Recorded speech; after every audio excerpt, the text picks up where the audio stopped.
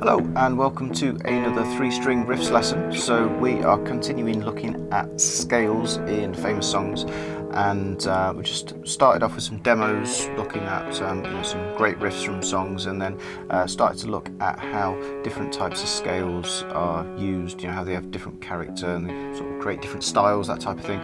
Moving on to the pentatonic scales in this one. So there was one 7-note major. There was 2 different 7-note minor scales that we were having a look at previously, the natural and the harmonic minor. We're now back onto major here, but we're looking at the major pentatonic, which is basically the major scale with 2 notes removed.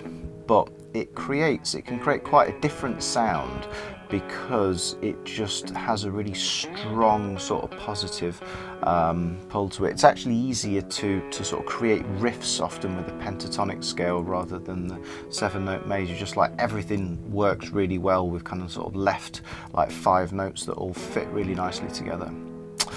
You can download some PDFs, so EBE, DAD, scales and chords, like really good reference sheets, or there's the GDG one as well that you can check out on the website. There's links above and below, but let's just get straight on with it. So we are in EBE tuning again.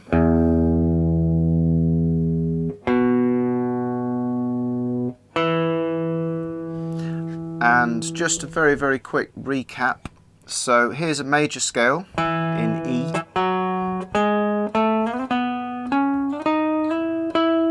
So that's 7-note scale. So we've got E, F sharp, G sharp, that's the 2nd and 3rd notes in the scale, 4th and 5th, A and B, and then 6th and 7th are C sharp and D sharp. Now, pentatonic's dead easy. We're just going to remove the 4th and the 7th notes from that scale. So we're going to ditch the A, which is the 4th note, and we're going to ditch the C sharp, which is the 7th note. D sharp rather. So we've got E, F sharp, G sharp, frets 2 and 4 for the 2nd and 3rd notes, straight to the 7th, which is the 7th fret, which is the 5th note in the scale, that's a B, straight to the 9th fret, which is the 6th note in the scale, which is a C sharp, and then up to the octave.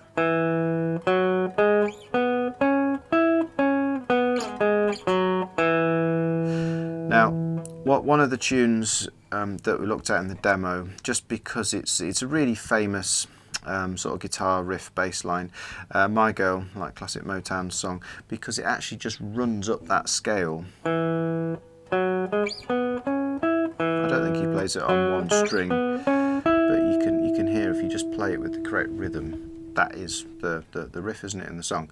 So I was saying in the major lesson that it's often quite difficult to find songs that use major scales for riffs because they're often much more kind of like tangled up in the middle of chord sequences and stuff. They just seem to work particularly well there. But there's quite a lot of songs that use pentatonics for riffs, and so the first one being Albatross, Fleetwood Mac. So early Fleetwood Mac, sort of Peter Green era, really nice sort of slow instrumental.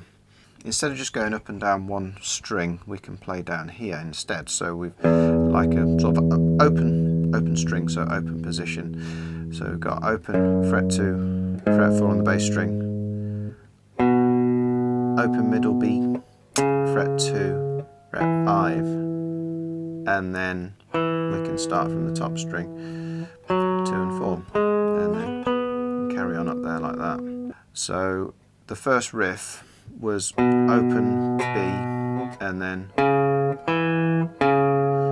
that's fret 2 onto the open to high E, and then a little slide into 4, down to 2, fret 2 on the middle string,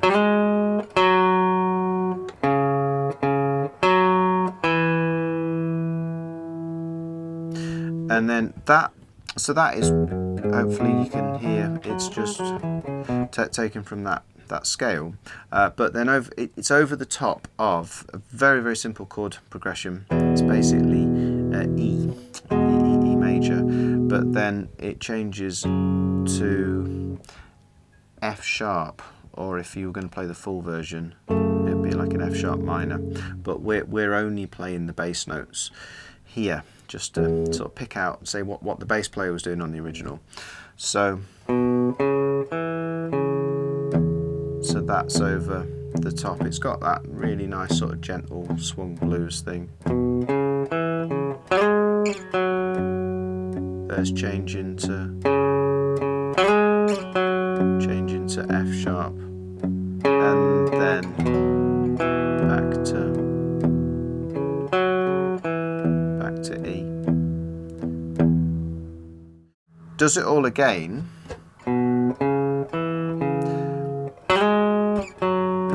Starts the same, but then it goes higher.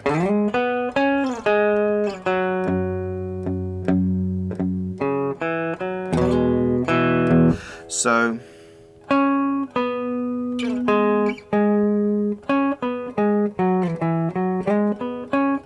that is just completely the major pentatonic, just further up the neck. So you've got a bunch of different patterns on those PDFs if you're interested. It's entirely sort of linked to what we're doing here.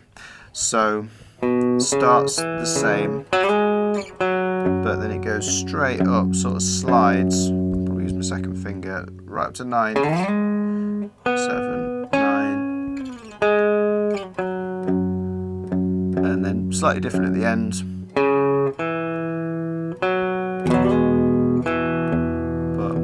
Really nice for riffs, you know, instantly works really well. All great sort of strong notes that all sit together really well. Okay, quick guitar change. Also going to have a quick look at Sweet Home Alabama. So this one's in the original key as well compared to the recording. So we're back into standard GDG tuning because the original uses the chords of D, C, G pretty much all the way through, and as a result the G major pentatonic scale works for loads of the song. Again, bit of artistic license, you know, they're sort of changing it, mixing it up a bit, adding some extra notes here and there, but it's a lot of the riffs are largely pentatonic again. So let's get straight into it. Here's your G scale. So as you can probably see, or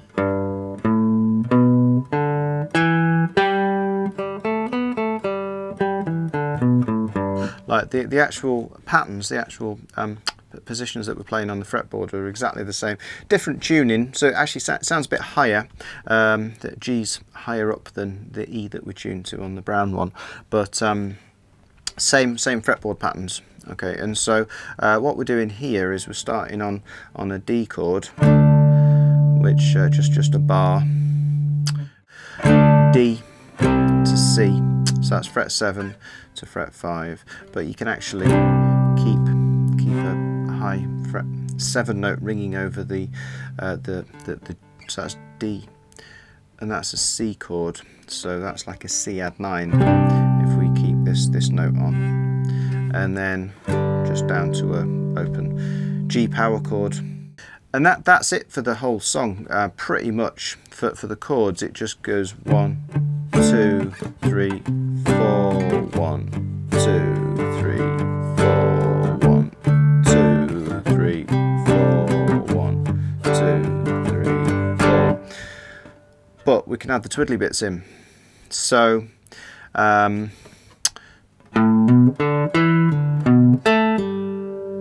there's the riff over the G chord.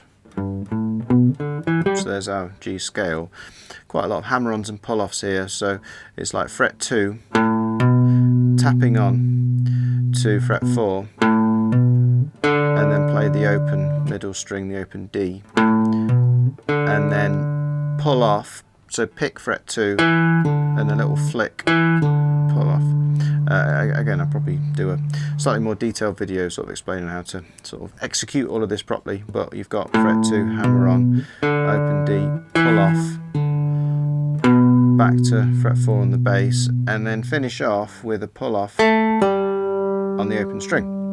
sorry, the top string, so fret 2 to the open string. All of those notes there, there's various ways we're playing them, you know, picked, hammer-ons, pull-offs, but they're all same length. So that's the sort of key to getting that sort of country rock sound. You want to be quite punchy and quite rhythmical with it. But it's completely using the G major pentatonic. Goes round it again. This is all the intro. And then we can do a riff just up the top string. Play open G, pull off, play open G, play fret 4, pull off, play the middle D. I think he does a bend on the original, but I'm not going to attempt to do a 2 fret bend on this. So that's sliding up to fret 7 from 5.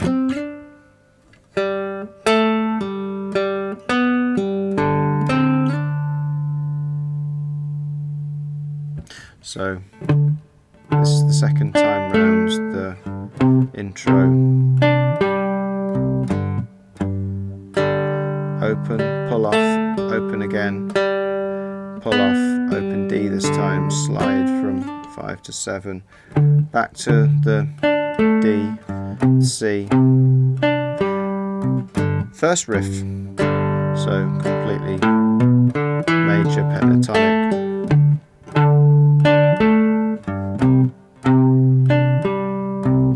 And then just a cheeky little bluesy. So you get minor to major happening a lot in anything that's got a kind of vague sort of blues influence. Works really nicely. So that's a fret 3 to 4 slide and a couple of open strings. So that's the intro. The chorus is still D to C, G, but this time we can give it a sort of bluesy, add in what we call the 6th note of the chord, which is 2 frets higher on the middle string.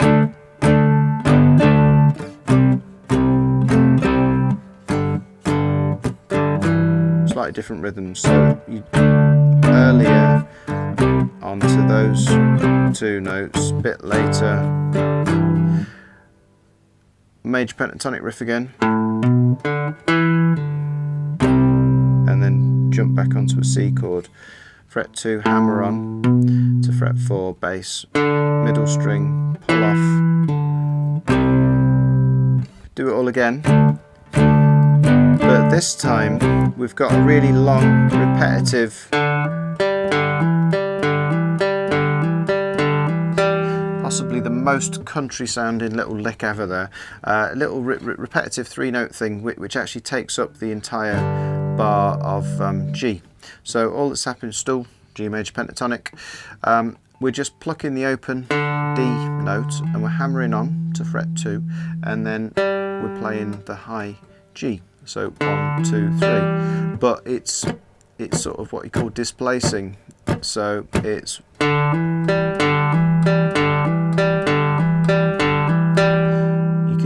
that it's a 3-note riff that's over a straight sort of 4/4 beat, and so it gradually sort of snakes across the bar. So we can play it once, twice, 3, 4, 5, with a slightly longer one at the end, and that entirely fills up the bar.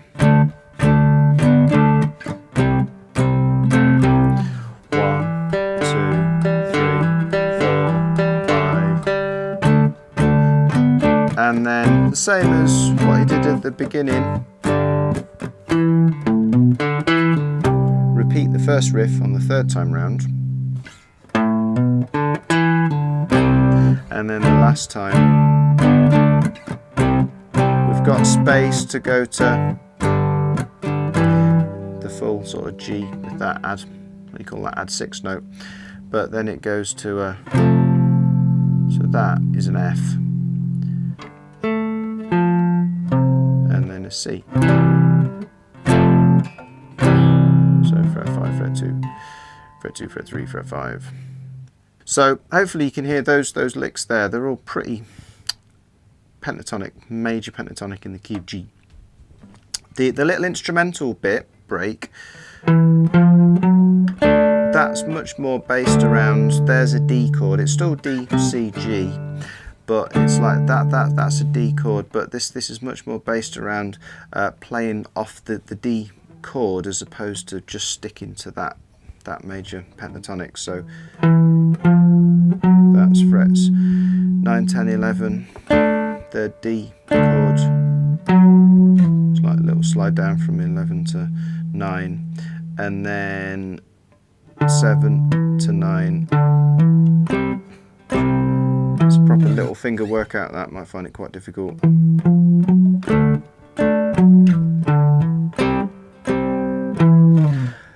Same bluesy minor to major as at the end of the intro. 3 to 4 open strings. If you're feeling really fancy, you can do a harmonic, which is just touch the strings really, really lightly directly over fret 12. Play closest to the bridge if you need to. Sort of picks them out.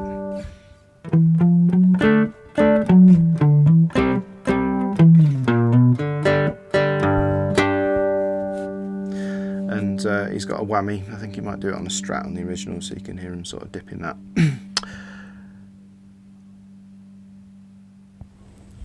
But that is basically it. So just a very, very quick run through a couple of tunes, and hopefully you can hear how the pentatonic, I think, and I think a lot of other people, because it gets used a lot, think it sounds better for riffs than the 7-note major scale. So the 7-note major scale is definitely kind of integrated a lot into chord sequences. This one, we can have some really nice sort of standalone riffs. There's a bunch of other songs as well that I didn't cover. But stick with us, we'll be back very soon, and we'll be looking at the minor pentatonic scale. So we'll see you here again very soon on Coda Guitar.